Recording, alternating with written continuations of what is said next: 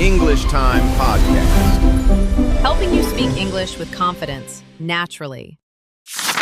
Hello, lovely listeners. Welcome back to English Time Channel, your cozy corner for English fluency, confidence, and connection. I'm Henry.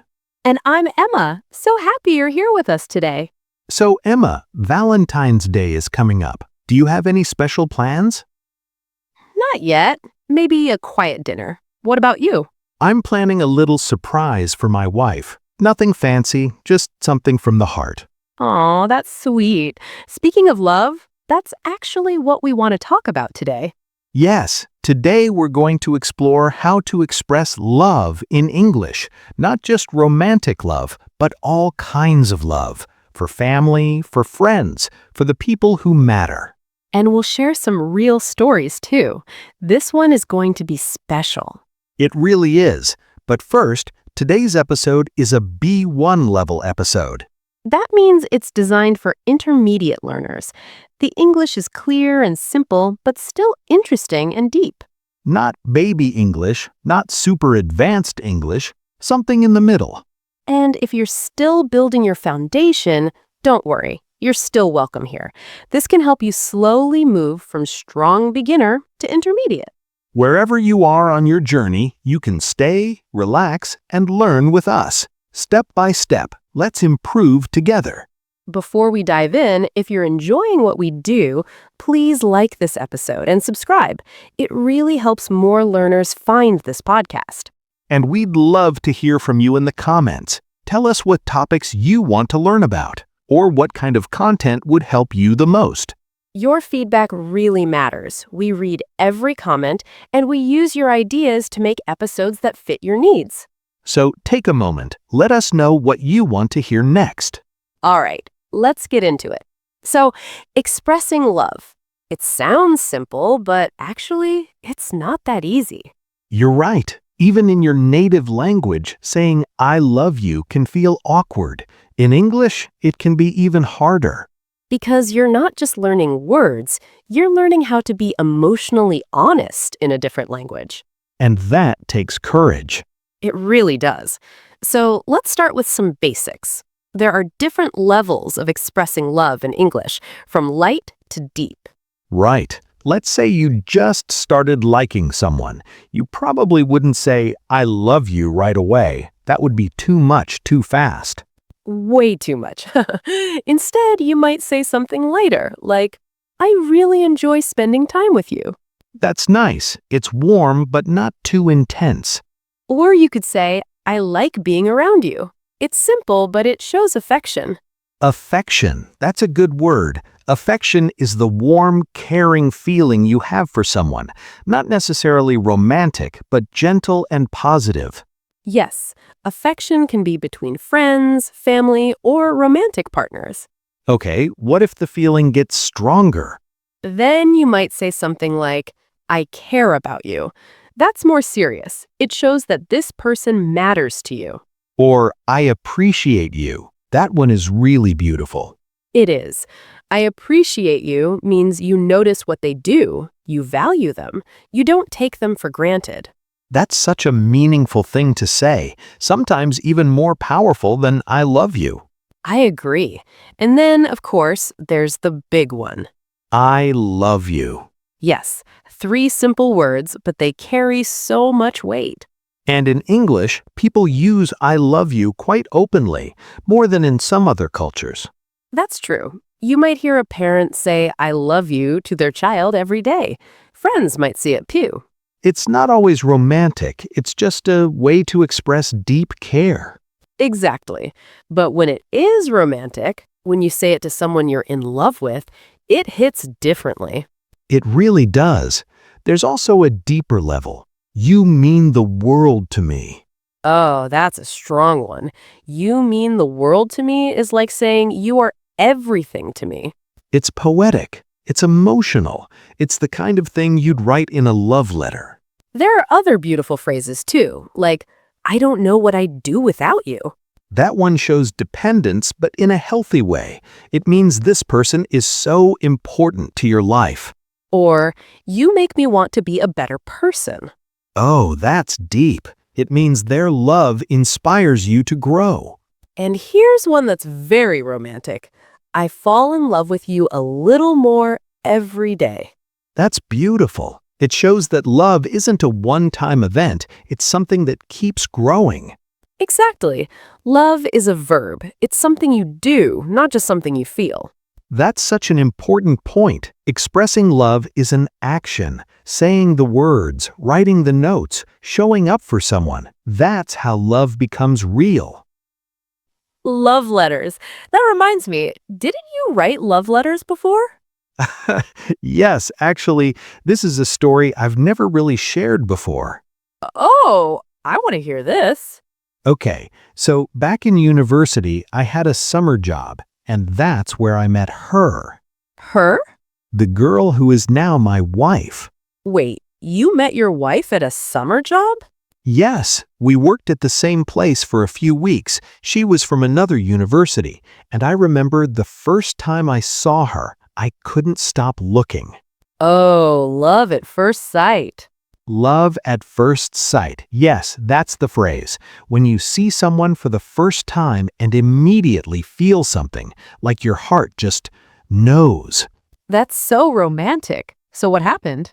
Well, I liked her instantly, but she didn't feel the same way about me.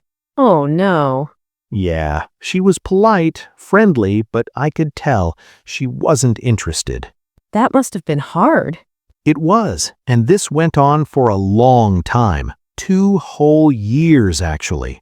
I kept thinking about her all the time, every day.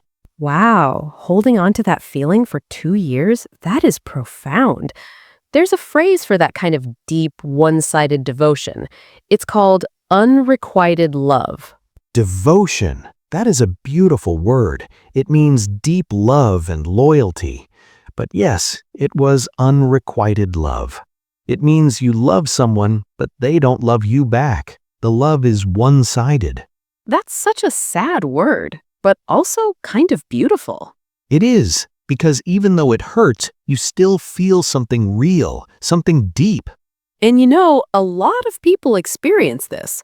It's more common than we think. Definitely. You can have unrequited love for a classmate, a coworker, even a friend.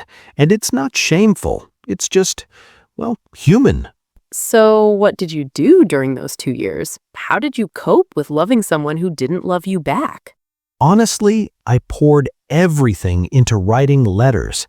Every time I felt something, happy, sad, hopeful, heartbroken, I wrote it down. You poured your feelings, clearly. That creates a strong image, like releasing all your emotions on paper. It was essentially a diary, wasn't it? Exactly. It became my way of processing my emotions. Even though she never read them, writing helped me understand my own feelings. That's actually really healthy. Writing is a powerful tool for emotional expression. It is. And here's the thing. During those 2 years, we still talked sometimes. We'd meet occasionally, and every time I'd feel butterflies in my stomach. Butterflies in your stomach? That's such a common phrase. It means that nervous, excited feeling you get when you see someone you like. Yes. Your stomach feels light and fluttery, like there are actual butterflies inside. It sounds uncomfortable when you describe it like that. It is, but also kind of wonderful. It's the physical feeling of being alive with emotion. So every time you saw her, you felt that? Every single time, for 2 years. And she had no idea. I continued writing hundreds of pages, but I never sent a single letter. That sounds so romantic, but tragic. Why didn't you send them? I was too scared. Scared of what? Rejection. I thought, if she reads these and says no, it would be too painful. So you just kept there? I kept every single one for almost 2 years. 2 years? That's a long time to keep writing letters and never sending them. I know, but I couldn't stop. Writing was the only way I could express what I felt, even if she never knew. That's actually really touching. You poured your heart into those letters. I did. And the whole time I kept hoping maybe one day she'd feel the same. But she didn't? Not yet. After about 2 years, I finally realized she probably wasn't going to fall for me. And I was exhausted, emotionally exhausted. From carrying all those feelings alone. Exactly. So I made a decision. What decision? I decided to let go. That sounds like heartbreak. It was. I was heartbroken. You know that feeling when your chest feels heavy, when every song reminds you of that person? Heartbroken. It's when your heart feels like it's been broken into pieces. It's such a powerful word. And I kept telling myself, I need to get over her. I need to move on. Those are important phrases. Get over someone means to stop thinking about them romantically, to let go of those feelings. And move on means to continue with your life. Stop holding on to the past. A lot of people go through this. Sometimes relationships just don't work out. It didn't work out. That's another useful phrase. It's a gentle way to say something failed. Not dramatic, just honest. Like, we dated for a while, but it didn't work out. Exactly. It happens. Not every love story has a happy ending, but every experience teaches you something. You decided to let go. After 2 years of writing letters, you just gave up? Not exactly gave up, more like I accepted the truth. I couldn't keep waiting forever. That must have been really hard. It was, but I knew I had to do something, so I asked her to meet me one last time. What were you going to say? I was going to confess everything, and then say goodbye. Confess. That's the word, right? When you finally tell someone how you feel? Yes, a confession. In relationships, it usually means telling someone you have romantic feelings for them. It's honest. It's vulnerable. And scary. Very scary, but I felt like I had to do it. I didn't want to live with regret. So what happened when you met her? I brought all the letters, every single one. There was a whole stack of them, thick, heavy. You brought all of them? All of them, and I gave them to her. What did she say? At first, she was confused. She looked at the letters. She looked at me. And then I started talking. What did you say? I told her everything, how I felt the first time I saw her, how I had been thinking about her for 2 years, how I wrote these letters but never had the courage to send them. And then I said, I know you don't feel the same, and I'm not asking you to. I just needed you to know. And after today, I won't bother you anymore.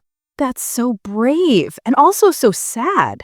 I thought that was the end. I really believed I was going to walk away that day and never see her again. It sounds so final, but clearly something stopped you.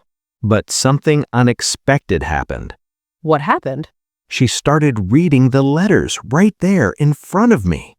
Oh no, that must have been terrifying to watch. Not all, just a few. But as she read, her expression changed. Changed how? Was she angry?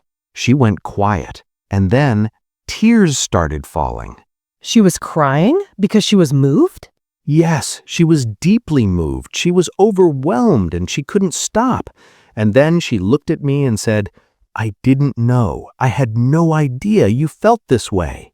Oh my gosh, she was completely blind to it. And then she said something I'll never forget. Let me guess. Did she say, Henry, your handwriting is terrible? My handwriting is bad, but no. She asked, why didn't you tell me sooner? Of course. That's always the question, right? Yes. And I said, because I was afraid you'd say no. And what did she say? She said, I'm not saying no. Maybe we should give this a chance. Oh my goodness. And that was it. That was the moment everything changed. So did she become your girlfriend right away? We took it slow, but eventually, yes, that chance turned into a relationship. That is the most beautiful story. Seriously. It's like a movie. It felt like one. And here's the thing. That girl, she's now my wife. We have 2 kids, a daughter who's 8 and a son who's 2. That's incredible. So those letters, they actually worked. They did. I guess sometimes the words you're afraid to say are exactly the words someone needs to hear. That's such a beautiful lesson. Don't wait too long to express how you feel. Exactly. Even if you're scared, even if you think it won't work out, sometimes the courage to confess changes everything. You know, your story reminds me of something. What's that? A lot of English learners are like you were. They have so much inside, thoughts, feelings, ideas, but they're afraid to express them. They're scared of making mistakes. They have words, but they swallow them. They have stories, but they hide them. They have passion, but they lock it away.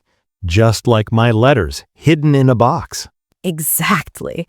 And the lesson is the same. At some point, you have to open the box, even if it's messy, even if it's imperfect. Because the magic happens when you finally express yourself. Yes. When you finally speak up, write that email, start that conversation, that's when things change. And honestly, when I finally confessed, I didn't use perfect words. I was nervous. I stuttered. I probably repeated myself. But it didn't matter. It didn't matter at all. What mattered was that I was honest. I was real, and that touched her heart. That's such a powerful lesson. It's not about perfect grammar or vocabulary. It's about being genuine. And that applies to every conversation, not just romantic ones. When you speak from the heart, people connect with you. Okay, I'm getting emotional. Let's practice some phrases so our listeners can express love too. Good idea. Let's do a few role plays. Imagine this. You want to ask someone on a date. What could you say? Well, you could say, I really enjoy talking to you. Would you like to grab coffee sometime? That's nice, simple and warm. Grab coffee is a casual way to say have coffee together. Or you could say, I'd love to get to know you better. Are you free this weekend? That one shows interest without being too intense. Exactly. Light, friendly, and open. Next situation. You want to compliment your partner, something sweet and genuine. You could say, I love the way you laugh. It always makes me smile. Aw, that's specific and personal. Much better than just, you're pretty. Right. Specific compliments feel more real. Another one.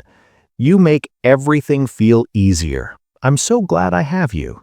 That's beautiful. It shows appreciation. And appreciation is one of the most powerful ways to express love. Here's a fun one. You want to write a short note or a Valentine's card. What could you say?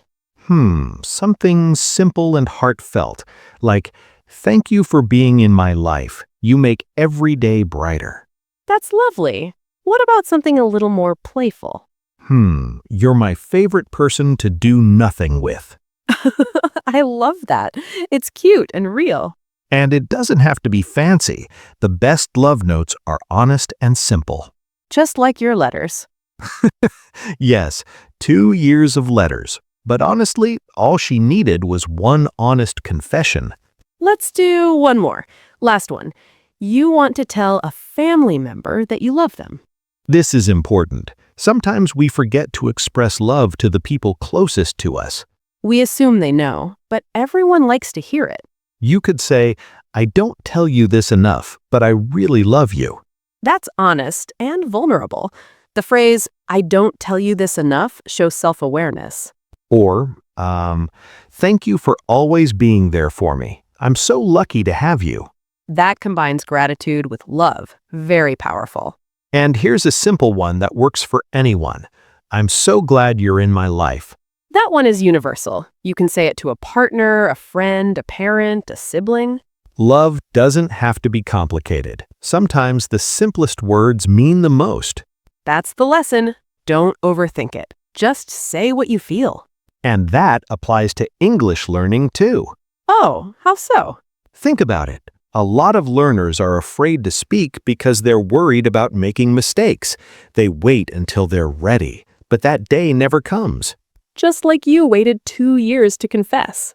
Exactly. And when I finally did it, messy, scared, imperfect, that's when everything changed. So the lesson is, don't wait to be perfect. Just express yourself, even if it's not perfect. Yes, in love and in English. I love that connection. All right, let's wrap up. Thank you so much for staying with us until the very end. We really appreciate you. This was a special one for me. I don't usually share personal stories like this. But I'm so glad you did. It was beautiful. Before we go, here's a question for you. Have you ever had a moment where you wanted to express your feelings, but you held back? Maybe you were scared. Maybe you didn't have the words. Think about it. And if you feel brave, share your story in the comments. We'd love to hear from you. Take care of yourselves, and remember, love is not just a feeling, it's something you express. See you next time. Bye, everyone. Bye. Word detective. Listen to the meaning, then say the vocabulary word. The warm, caring feeling you have for someone. Not necessarily romantic, but gentle and positive. Affection. Example, I have so much affection for my grandparents. They always made me feel loved. When you see someone for the first time and immediately feel something, your heart just knows. Love at first sight.